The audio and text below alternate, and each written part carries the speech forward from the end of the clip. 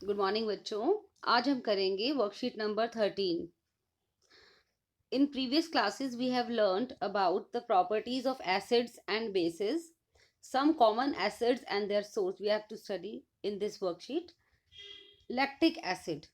Lactic acid is present in curd. Acetic acid is present in vinegar. Vinegar क्या है बच्चों?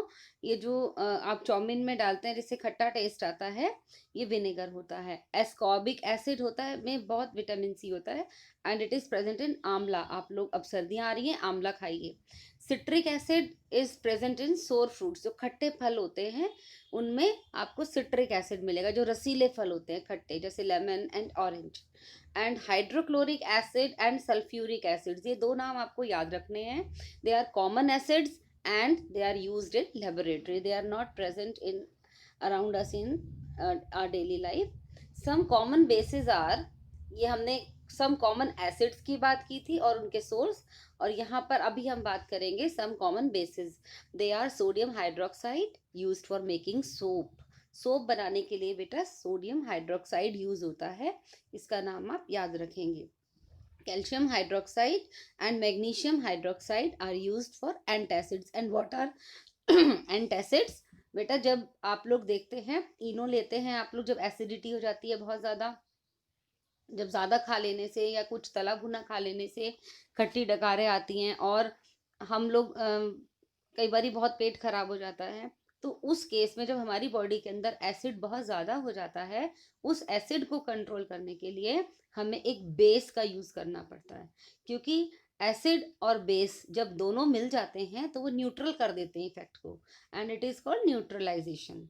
तो जब न्यूट्रल कर देगा तो उसका इफेक्ट खत्म हो जाएगा और हमें एसिडिटी से रिलीफ मिल जाएगा। जैसे कि जब हम लोग इनो ले लेते हैं, बहुत एसिडिटी हो रही है, खट्टी डकारें आ रही हैं या ऐसे ही कुछ हम फील कर रहे हैं, तो उस वक्त अगर हम इनो घोलकर पी लें या एक डाइजीन सिरप आता है वो पी लें, तो हमें बहुत जल्दी आराम मिल जाता है। क्योंकि जो एसिड की जो एसिडिटी को न्यूट्रलाइज कर देता है जो बेस हमने ऊपर से पी लिया।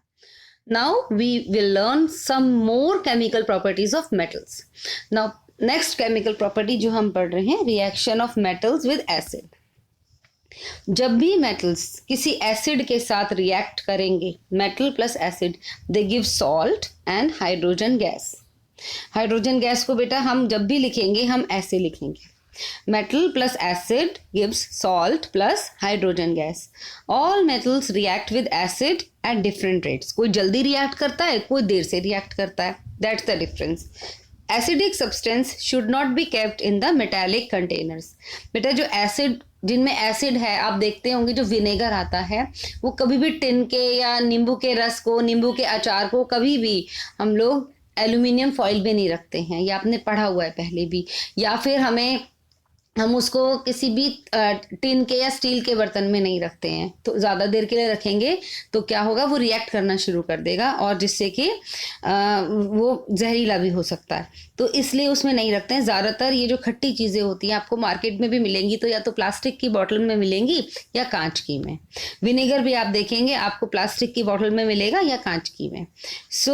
इसीलिए कभी भी हमें, जैसे यहाँ लिखा हुआ है, lemon pickle is never kept in aluminium utensils. Now reaction of metal with base. अभी हमने जाना कि reaction of metal with acid, acid के साथ मेटल कैसे रिएक्ट करते हैं। अब जो जो मेटल जो है वो बेस के साथ कैसे रिएक्ट करते हैं, एसिड एंड बेस के बारे में पढ़ रहे हैं हम इतने दिन से।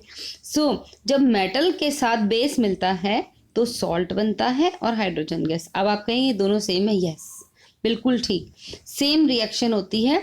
जब मेटल के साथ एसिड मिलेगा तब भी सॉल्ट और हाइड्रोजन गैस निकलेगी, और जब मेटल के साथ बेस मिलेगा तब भी सॉल्ट एंड हाइड्रोजन गैस निकलेगी। ठीक है, सेम रिएक्शन इज हियर, बस आपको एक वर्ड चेंज करना होगा, acid and base. Come to the question here, name some acids and their sources. यहाँ सारे एसिड्स के नाम लिखे हैं और उनके सोर्सेज भी हैं। Why pickles should not be stored in aluminium utensils? Because why?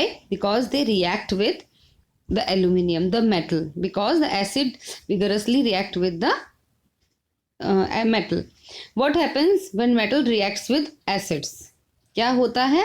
तो क्या होता है, metal reacts with acids, यहाँ पर हम देख रहे हैं लिखा हुआ metal reacts with N acid and produces salt along with hydrogen gas which burn with a pop sound. Metal plus acid gives salt plus hydrogen gas.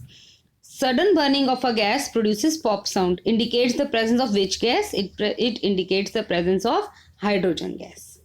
Okay, this is all in this worksheet.